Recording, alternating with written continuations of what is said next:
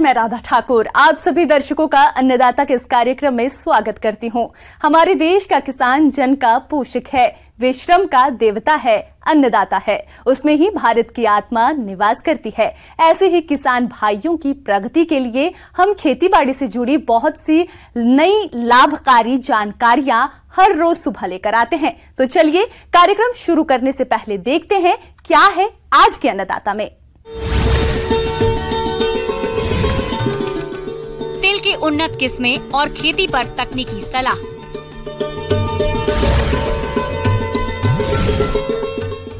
Grafting विधि द्वारा नए पौधे तैयार करने की तकनीक।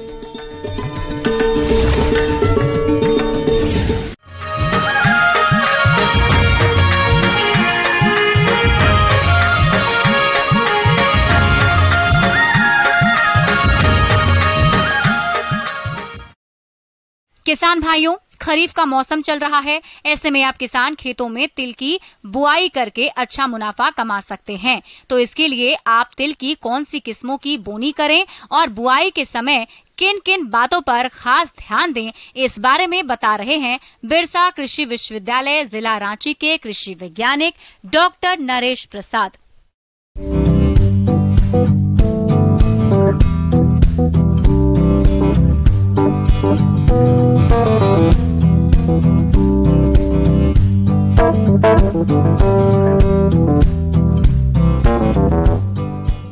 सबसे पहले तो हम लोग ये मानते हैं कि तिलहनी फसलों में हेल्थ बेनिफिट के दृष्टिकोण से तिल का फसल यानी तिल का तेल बहुत ही लाभदायक होता है, क्योंकि ये गर्मी में बर्दाश्त करने की बहुत बड़ी क्षमता है इसको, यानी गर्मा में भी ले सकते हैं। और एक खरीफ सीजन जो अभी शुरू हो चुका है, इसमें भी हम लोग इसकी बुआई करेंगे, यानी मध्य जून से लेकर मध्य जुलाई तक इसका उचित समय बुआई का होता है। जब भी खेत की तैयारी करें तो इसमें अवश्य ध्यान दें कि उसमें सैंडी लोम सॉइल हो, यानी उसमें थोड़ा बालू 50% और लोम थोड़ा सा उपजाऊ मिट्टी भी होना चाहिए, हल्की मिट्टी भी होना चाहिए।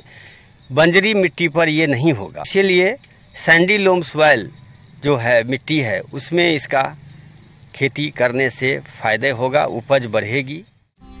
किसान भाइयों, खेत की तैयारी के लिए मिट्टी पलटने वाले हल से एक जुताई की जाती है। उसके बाद 2 से 3 जुताइयां देसी हल या कल्टीवेटर से करके प्रत्येक जुताई के बाद खेत में पाटा चलाना आवश्यक है, जिससे ढेले टूट जाते हैं और भूमि में नमी का संरक्षण भी होता है। बुआई के समय खेत में पर्याप्त नमी का होना आवश्यक है। अब अगर हम बात करते हैं कि उसका उन्नत प्रभेद, तो उन्नत प्रभेद में कांके सफ़ेद जो कि बिरसा कृषि विश्वविद्यालय से एक ये वैरायटी उन्नत किस्म है। उसके अलावा शेखर है, कृष्णा है, और बाहर का किस्म जो है वो भी इस जलवायु के लिए जो अनुकूल है, जो हमारे यहाँ अभी उपलब्ध नहीं है, वो भी लगा सकते हैं। इसके अलावा हम ये बताना चाहेंगे किसान भाइयों से, बीज उपचार में कार्बेंडाजिम 5 से 6 ग्राम प्रति किलो बीज के हिसाब से करते हैं उपचार, और जब जिस दिन लगाना हो उससे 1 या 2 घंटा पहले बीज उपचार करें, न कि 1-2 दिन पूर्व। इसीलिए ये बहुत खास ध्यान देने का है। उर्वरक जो लगता है इसमें 3 तरह का, यूरिया, DAP यानी नाइट्रोजन, फॉस्फेट, पोटास। तो इसका उचित मात्रा जो है 40-20-20 यानी NPK नाइट्रोजन, फास्फोरस और पोटास की मात्रा जो है 40-20-20 kg पर हेक्टेयर के दर से इसमें डाला जाता है। कि अगर यूरिया डालना है तो 52 kg प्रति हेक्टेयर, 88 kg प्रति हेक्टेयर DAP एंड 32 kg प्रति hectare MOP muriate of potash प्रति हेक्टेयर की दर से उसका उपयोग करें। Single super phosphate muriate of potash की पूरी मात्रा और यूरिया की आधी मात्रा का उपयोग खेत की तैयारी के समय करना चाहिए। शेष यूरिया की आधी मात्रा का प्रयोग बुआई के 25 से 30 दिन बाद फसल में उपरिवेशन के रूप में करना चाहिए। किसान भाइयों, तिल की बुआई 2 तरीकों से करते हैं। पहली है कतारों में बुआई और दूसरी है छिड़काव विधि। तो छिड़काव विधि से बुआई करने पर प्रति हेक्टेयर 5 से 6 किलो बीज की जरूरत होती है, जबकि लाइन में बुआई करने पर प्रति हेक्टेयर 4 से 5 किलोग्राम बीज पर्याप्त होता है। इसमें एक पहल है ध्यान में रखने का कि पानी जल जमाव नहीं हो। इसके लिए खेत की तैयारी इस तरह से करें कि उसमें जल जमाव नहीं हो। इसके लिए हम लोग खेत तैयारी जो करते हैं सामान्य तरीके से, इसमें अगर थोड़ा ऊंचा बेड यानी रीज बना के उस पर बुआई करें तो ये बीज जो सड़ने की जो बात आएगी वो बीज नहीं सड़ेगा और अंकुरन भी अच्छा होगा। अगर छिड़काव से करते हैं तो कहीं बीज ज़्यादा गिर जाएगा, कहीं कम गिर जाएगा, उचित स्पेसिंग नहीं होगा, पौधा से पौधा की दूरी घट बढ़ जाएगी, तो उपज में भी प्रतिकूल प्रभाव पड़ता है। जब भी इसकी बुआई करें तो लाइन में करें। उचित दूरी है 30 सेंटीमीटर पंक्ति से पंक्ति, जिसमें शाखा नहीं है, और जिस किस्म में शाखा निकलता है उसको 45 सेंटीमीटर पंक्ति से पंक्ति पर बुआई कर सकते हैं। किसान भाइयों, तिल की फसल में खरपतवारों का नियंत्रण करना जरूरी होता है, इसलिए बोनी के 15 से 20 दिन पश्चात पहले निंदाई करें और इसी समय आवश्यकता से अधिक पौधों को निकालना चाहिए। निंदा की तीव्रता को देखते हुए दूसरी निंदाई आवश्यकता होने पर बोनी के 30 से 35 दिन बाद तो उर्वरकों का खड़ी फसल में छिड़काव करने के पूर्व करना चाहिए। तो मैं किसान भाइयों से यही कहना चाहूँगा कि तिल की खेती अभी से अगर लगाना चाह रहे हैं तो इसका समय उचित आ गया है, उसमें अविलंब शुरुआत करें। ध्यान रहे कि जिस दिन बारिश हो उस दिन नहीं लगावें, जिस दिन सूखा मौसम रहे, धूप रहे, उस दिन ज़रूर लगावें। उससे आपकी फसल के जर्मिनेशन में, अंकुरन में कोई दिक्कत नहीं होगी, फसल अच्छा रहेगा। किसान भाइयों, अभी तक आपने खेती से जुड़ी हुई कुछ उपयोगी जानकारियां देखी। अब लेते हैं एक छोटा सा ब्रेक और जल्द ही लौटेंगे और कार्यक्रम में आगे भी है खेतीबाड़ी से जुड़ी महत्वपूर्ण जानकारियां, तो बने रहिए हमारे साथ।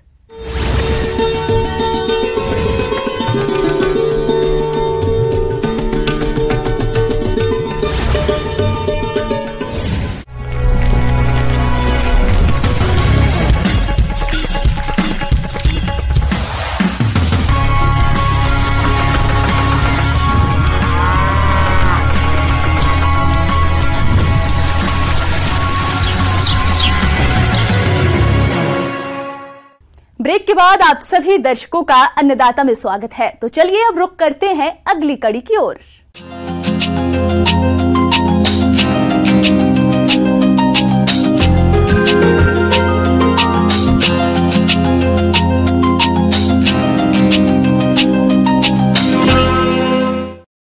अच्छी प्रजातियों के अधिक फल देने वाले वृक्षों को देखकर किसान अक्सर ये सोचते हैं कि शायद ऐसे और पौधे हमारे पास होते तो बागवानी से अच्छा मुनाफा होता।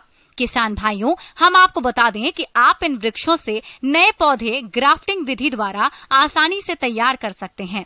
तो आप कैसे करें नए पौधे तैयार, आइए जानते हैं कृषि विज्ञान केंद्र सुखेत जिला मधुबनी के कृषि वैज्ञानिक डॉक्टर प्रदीप कुमार विश्वकर्मा से।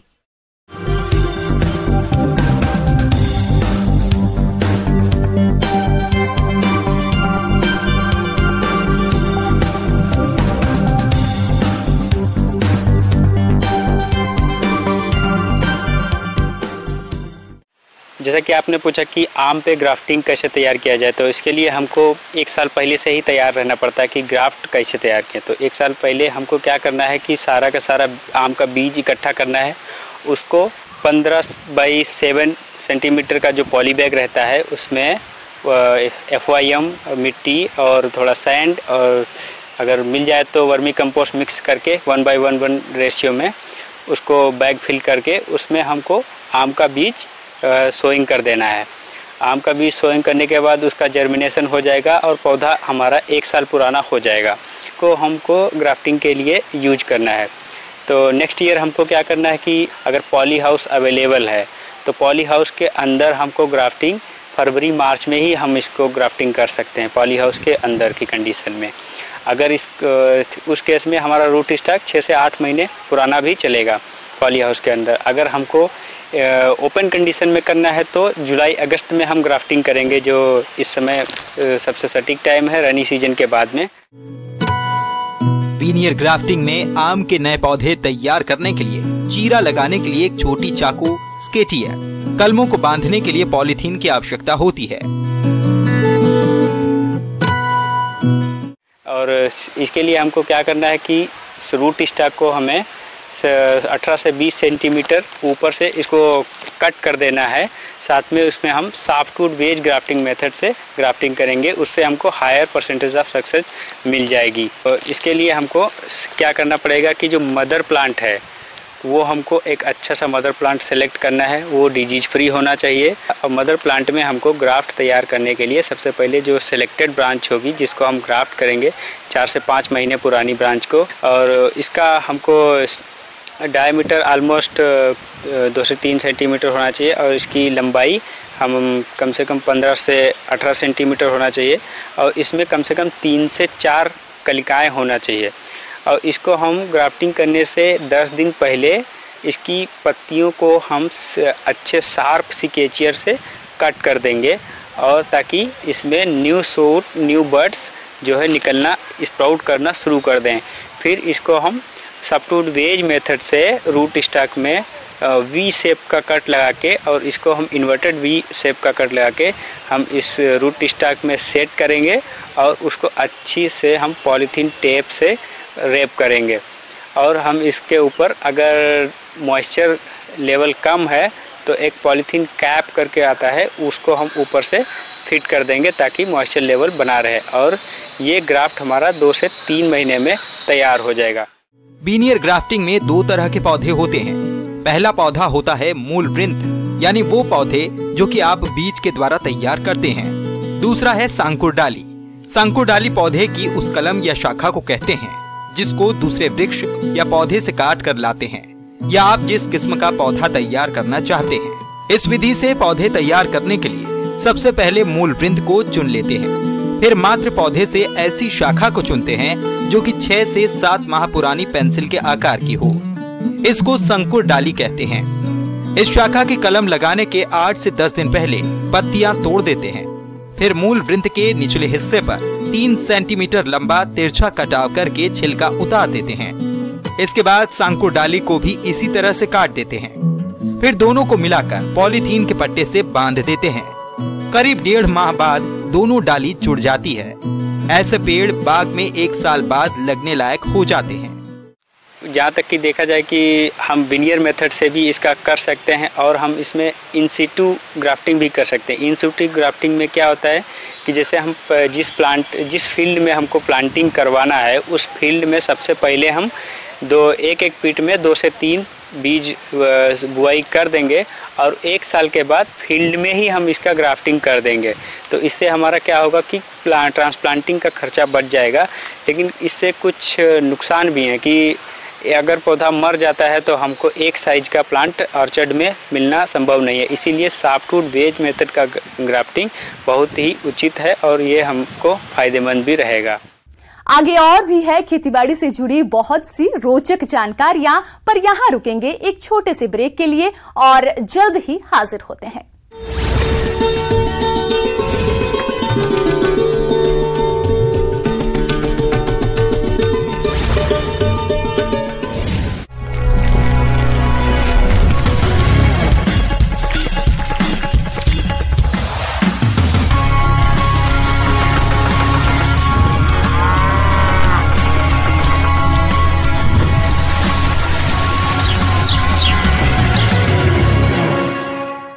ब्रेक के बाद एक बार फिर से आप सभी दर्शकों का अन्नदाता कार्यक्रम में स्वागत है। बढ़ते हैं अगली प्रस्तुति की ओर।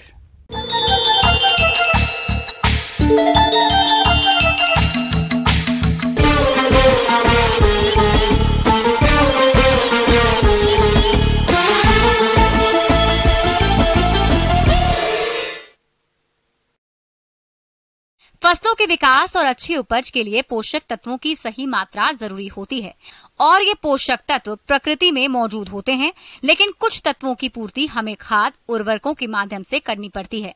अगर धान फसल की बात करें तो इस समय धान की नर्सरी तैयारी और रोपाई का काम चल रहा है और कई किसान इसकी सीधी बुआई भी कर रहे हैं। ऐसे में धान का सही पोषक तत्व प्रबंधन कैसे करें, इसके लिए देखिए हमारी ये खास रिपोर्ट।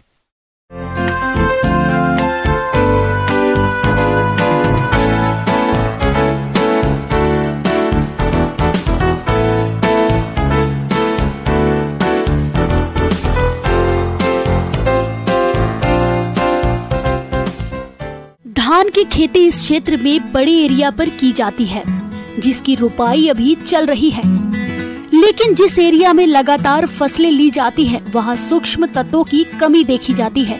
आमतौर पर किसान डीएपी, यूरिया और पोटाश फसल में देते हैं और बाद में खड़ी फसल में सूक्ष्म पोषक तत्वों की कमी के लक्षण दिखाई देने लगते हैं, जिससे फसल कम बढ़ती है और उत्पादन कम मिलता है। तो जैसा कि आप जानते हैं कि फसलों के लिए लगभग 16 पोषक तत्वों की जरूरत होती है, जिसमें से नाइट्रोजन, फास्फोरस और पोटाश प्राकृतिक रूप से फसलों को कम मिल पाते हैं। इसकी पूर्ति बाहर से करनी पड़ती है। वही गंधक, जिंक, बोरान और आयरन मिट्टी में मौजूद रहते हैं, लेकिन आज इनकी भी कमी पाई जा रही है। वही अन्य तत्व आसानी से प्राकृतिक रूप से फसलों को उपलब्ध हो जाते हैं। पोषक तत्वों की उपलब्धता जानने के लिए फसलों के लगाने से पहले मिट्टी की जांच करवा ले, जिससे पता चल सके कि मिट्टी में कौन से तत्व की कमी है। अगर आप मिट्टी की जांच नहीं करवाए हैं तो धान की रोपाई के समय डीएपी, यूरिया, नाइट्रोजन के अलावा जिंक सल्फेट का प्रयोग कर सकते हैं, क्योंकि जिंक तत्व की कमी हर जगह मिट्टी में देखी जा रही है। वही अन्य सूक्ष्म पोषक तत्वों जैसे गंधक, बोरान या आयरन का प्रयोग मृदा रिपोर्ट के आधार पर ही करें। लेकिन अगर मिट्टी जांच नहीं करवाए हैं और फसल लगा दिए हैं तो खड़ी फसल में सूक्ष्म तत्वों की कमी के लक्षण देखकर खड़ी फसलों में भी सूक्ष्म तत्वों का प्रयोग कर सकते हैं। धान की फसल में जिंक तत्व की कमी रोपाई के 20 से 30 दिन बाद से दिखाई देने लगती है। धान में जिंक तत्व की कमी के लक्षण को खैरा रोग के नाम से जानते हैं। इसमें पत्तियां भूरे या लाल रंग की हो जाती हैं। वहीं इसे आसानी से समझने के लिए यह कह सकते हैं कि पान की पीक तरह पत्तियां दिखती हैं। तो इस कमी को पूरा करने के लिए आमतौर पर किसान जिंक सल्फेट का स्प्रे कर देते हैं, जिससे समस्या का कंट्रोल ठीक से नहीं होता है। इसलिए इस घोल में बूझा हुआ चूना मिलाकर स्प्रे किया जाना चाहिए। 1 हेक्टेयर एरिया में स्प्रे करने के लिए बूझा चूना 2.5 किलोग्राम, सामान्य जिंक सल्फेट 5 किलोग्राम का 800 लीटर पानी में घोल बनाकर स्प्रे करें। अगर चूना नहीं है तो चूना की जगह 20 किलोग्राम यूरिया ले लें। इसी तरह आयरन यानी लौह तत्व की कमी भी देखी जाती है, जिसे सफेदा रोग के नाम से जानते हैं। इसमें धान की पत्तियां सफेद रंग की हो जाती हैं, जैसा कि आप देख रहे हैं। अगर ऐसी समस्या देखी जा रही है तो 3 किलोग्राम फेरस सल्फेट और 2.5 किलोग्राम बूझा हुआ चूना 800 लीटर पानी में घोलकर प्रति हेक्टेयर फसल में छिड़काव करें। वही गंधक तत्व की जहाँ तक बात है तो यह भी फसलों को बहुत जरूरी है। इससे फसल में प्रोटीन बनता है, रोग कम लगते हैं और दानों के निर्माण में भी बहुत सहयोगी होता है। आमतौर पर मिट्टी में यह उपलब्ध रहता है, लेकिन गहन फसल चक्र के चलते इसकी भी कमी होने लगती है। इसलिए रोपाई के समय सिंगल सुपर फास्फेट का प्रयोग करें। अगर खड़ी फसल में पीलापन दिखाई दे तो सल्फर का स्प्रे या भुरकाव भी कर सकते हैं। इसी तरह बोरान तत्व की भी कभी कभी कमी देखी जाती है। इसकी कमी होने पर पत्तियां मोटी और कड़ी होकर नीचे की ओर मुड़ जाती हैं। वहीं अगर खड़ी फसल में इस तरह के लक्षण दिखाई दे तो बोरोक्स की 5 किलोग्राम मात्रा का 800 लीटर पानी में घोल बनाकर प्रति हेक्टेयर फसल में छिड़काव करें। किसान भाइयों, आपको बता दें कि मिट्टी में पर्याप्त मात्रा में जीवांश रहेगा तो सूक्ष्म पोषक तत्वों की कमी नहीं होती है। इसलिए हरी खाद, गोबर की खाद या कंपोस्ट खाद का प्रयोग जरूर करें और औसत मात्रा में ही रासायनिक उर्वरकों को डालें।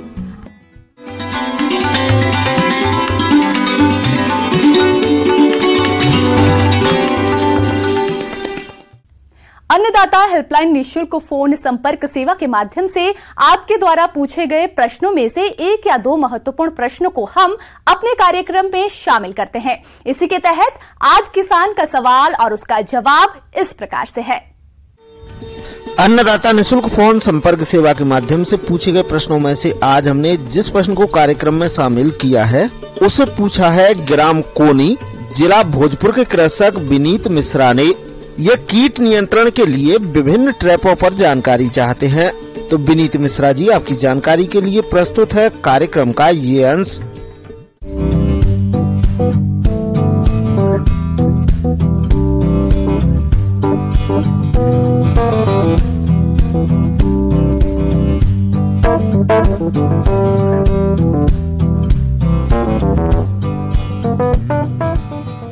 किसान भाइयों को जानकारी के लिए आवश्यक है कि बहुत सारे जो कीट नियंत्रण की विधियां हैं उनमें कीटनाशकों के अलावा और भी बहुत सारा विधियां हैं। किसान भाई इसी में हम बात करते हैं ट्रैप्स की। ट्रैप्स में हम बहुत सारी ट्रैप्स जो मार्केट में मिलती भी हैं या फिर किसान भाई अपने स्तर पे बना भी सकते हैं।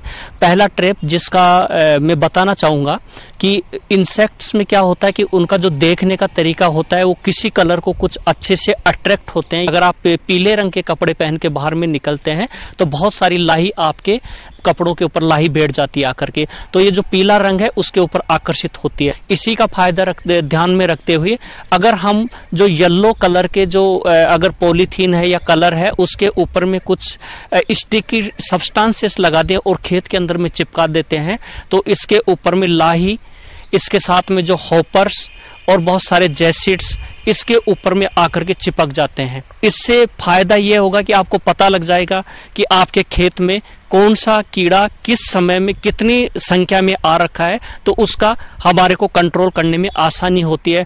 तो ये येलो स्टिकी ट्रैप्स हैं। अगर इसी कलर को हम ब्लू कर देते हैं तो ये ब्लू स्टिकी ट्रैप्स जिसमें बहुत सारे थ्रिप्स की स्पीसीज भी ट्रैप होती हैं। और हमने यहाँ पे देखा है कुछ जो मॉथ्स हैं, जो हानिकारक मॉथ हैं, वो भी इसके ऊपर आकर्षित होते हैं। तो ये दो तरह के ट्रैप्स हैं, येलो और ब्लू स्टिकी ट्रैप्स। आप खुद से बना सकते हैं। जो येलो कलर का जो पॉलीथीन लेके या ब्लू कलर का पॉलीथीन लेकर के उसके ऊपर में आप स्टिकी सब्सटेंसेस, ग्रीस या जो तेल होता है करंज का तेल, ये लगा करके आप फील्ड में किसी जो लकड़ी होती है उसके ऊपर में चिपका रख दीजिए तो कीट पतंगे आकर के उसकी तरफ में आकर्षित होंगे और चिपक करके जो नुकसान होने वाला है उससे आप बचा सकते हैं। टी आकार की खूंटी लगाना। आमतौर पर पक्षी अधिकांश कीटों को खाते हैं। ऐसे में अगर खेतों में पक्षियों को बैठने का स्थान दे दिया जाए तो काफी हद तक हानिकारक कीड़ों को ये पक्षी खा जाते हैं। इसके लिए खेत में 10 से 12 स्थान पर टी आकार की खूंटियां लगा देनी चाहिए। लेकिन ध्यान रहे कि जब फसल में दाने बन रहे हो तो इन खूंटियों को निकाल दें। पक्षी फसल को भी नुकसान पहुंचा सकते हैं। फेरोमोन ट्रैप या गंधपाश। फेरोमोन ट्रैप फसलों को क्षति पहुंचाने वाले सूडियों के नर पतंगों को फंसाने के लिए प्रयोग किया जाता है। इससे सबसे पहला इन ट्रैप से होता है कि आपके खेत में संक्रमण कितना है इसका पहला पता चलेगा। अगर इनकी संख्या बढ़ा देते हैं तो कीट नियंत्रण में भी ये सहयोग करेगा। इसके साथ में कई बार देखते हैं कि अगर कीटों को समय पर, अगर फेरोमोन्स के स्पेशल केस में देखते हैं, अगर कीटों को जब मेटिंग करते हैं उस टाइम में उनको डिस्टरबेंस किया जाता है इन ट्रैप्स के द्वारा, तो उसका भी इनमें इसके प्रयोग से उनकी संख्या में कमी होती है। वही ट्रैप प्लास्टिक का बना होता है जिसमें कीप के आकार के मुख्य भाग पर लगे ढक्कन के मध्य में मादा कीट की गंध युक्त ल्यूर लगाया जाता है जो नर पतंगों को आकर्षित करता है। कीप के निचले भाग पर पॉलीथीन की थैली लगाई जाती है जिसमें नर पतंगे फंस जाते हैं। थैली के निचले मुख पर रबड़ बैंड हटाकर फंसे पतंगों को मारकर निकाल दिया जाता है। ल्यूर विभिन्न प्रकार के नर कीटों को आकर्षित करने के लिए अलग अलग गंध का ल्यूर लगाना होता है। ये सब जो ट्रैप्स हैं वो आपको बाजार में काफी कम दर पर उपलब्ध हैं, जिनका किसान भाई हर फसल में अलग अलग तरह का जो फेरोमोन ट्रैप्स हैं उनका प्रयोग कर सकते हैं। अगर बारिश के मौसम में अब हम देखते हैं तो इसमें फल मक्खी का प्रकोप बहुत ज़्यादा होता है। फल मक्खी का जो पिल्लू होता है सफ़ेद रंग का, फलों के अंदर में जैसे आम में, अमरूद में, लीची में, सपोटा, जो भी फ्रूट्स है उसमें एक सफ़ेद रंग का पिल्लू पाया जाता है। इस पिल्लू की वजह से फल सड़ता है। इस कीट का नियंत्रण करना बहुत मुश्किल होता है क्योंकि उसी समय में फल पकता है तो हम कीटनाशकों का प्रयोग नहीं कर सकते हैं उस समय में। यदि फल का पकने से पहले हम इन फेरोमोन ट्रैप्स का, इसके लिए मिथाइल यूजिनोल, इस मिथाइल यूजिनोल का 4 भाग, इथाइल एल्कोहल को 6 भाग और 2 भाग जो सक्सेस आता है उसको मिला करके, इस रेशियो में मिला करके जो लकड़ी के वुडन जो ब्लॉक्स होते हैं उनको 72 घंटे या 48 घंटे के लिए आप डुबो करके उसको खेत में जो पानी की खराब बोतलें हैं उसमें उसको डाल देते हैं और छेद बना के लटका देते हैं। इससे क्या होता है, जो नर मक्खियां होती हैं वो उसकी तरफ में आकर्षित होती हैं। मादा मक्खी को मेटिंग के लिए नर चाहिए, उतने नहीं मिल पाने की वजह से समय पर वो उस फल में अंदर अंडे नहीं दे पाती है। तो आपको ये बचने का जो फेरोमोन्स का ट्रैप का टेक्निक्स है जो फलों में, ये बहुत अच्छा कारगर साबित होता है यदि इसको समय पर लगाया जाता है और सही संख्या में लगाया जाता है। आपको कुछ समय के बाद में ब्लॉक्स को 15 से 20 दिन बाद में बदलना पड़ता है। इसके साथ में बहुत सारे ट्रैप्स और भी हैं। इन ट्रैप्स को जो ये अगर कलर जो उसकी बात कर रहे थे, तो कुछ यूवी लेंस होती हैं जिसके ऊपर में इंसेक्ट बहुत आकर्षित होता है, उसका फायदा उठा करके अभी जो बारिश का मौसम है हम लाइट पर देखते हैं कि बहुत सारे कीट पतंगे, स्पेशली जो दीमक का प्रकोप है वो बढ़ जाता है। दीमक का जो एडल्ट्स होते हैं वो लाइट पे आते हैं, इसके साथ में जो सफ़ेद लट होती है उसका जो भ्रंग होता है वो लाइट पर आता है। तो इसी का फायदा उठा करके यदि हम खेत में एक बल्ब जला करके उसके नीचे में जो एक बड़ा सा बर्तन रख के उसमें थोड़ा केरोसिन डाल दीजिए, इसमें बहुत सारी जो शाम के समय में दीमक और जो सफेद लट के जो भ्रंग है वो आकर के नियंत्रण होंगे और जो आने वाली फसल है उससे आप बचा सकते हैं। ये देसी तरीका है। इसके साथ में आपको मार्केट में बहुत सारे लाइट ट्रैप्स और सोलर बेस्ड ट्रैप जो मिलते हैं वो उनका भी आप प्रयोग कर सकते हैं, जो लाइट ट्रैप्स हैं। किसान भाइयों, फसलों में ट्रैप का लगाने के फायदे अनेक हैं, जो इस प्रकार से हैं। हानिकारक कीटों को नियंत्रित करता है और हानिकारक कीटनाशकों के प्रयोग को कम करता है। वहीं आर्थिक रूप से होने वाले नुकसान से बचाता है और अच्छे गुणवत्ता की पैदावार मिलती है, जिससे किसानों को अधिक फायदा होता है। किसान भाइयों, अन्नदाता आपकी सेवा के लिए संकल्परत है। कृषि संबंधित समस्या और सुझावों के लिए आप हमें इस पते पर संपर्क कर सकते हैं। प्रोड्यूसर अन्नदाता, news 18 Bihar Jharkhand, Ramoji film city Hyderabad 501512। साथ ही आप हमें ईमेल भी कर सकते हैं। हमारा ईमेल है p18annadatabihar@nw18.com। इसके अलावा आप हमें निशुल्क हेल्पलाइन नंबर 180088922163 पर सोमवार से शनिवार सुबह 10 से शाम 4 बजे के बीच संपर्क कर सकते हैं। किसान भाइयों, अब समय हो रहा है आपसे विदा लेने का, तो हमारी अन्नदाता टीम को दीजिए इजाजत। कल फिर आपसे मुलाकात होगी कृषि संबंधित कुछ और महत्वपूर्ण जानकारियों के साथ। नमस्कार।